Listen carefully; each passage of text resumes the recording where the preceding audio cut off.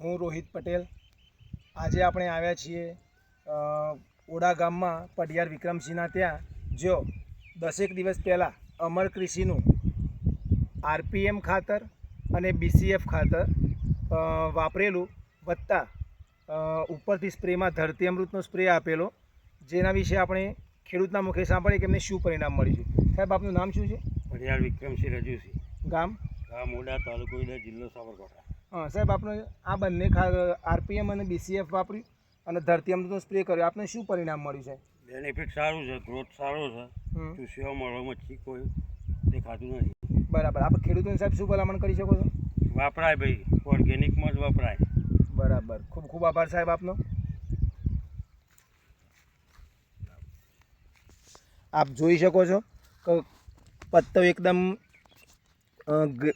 Green છે, વત્તા કોઈ પણ પ્રકારની અંદર જીવાત કે કોકરવટ દેખાતી નથી।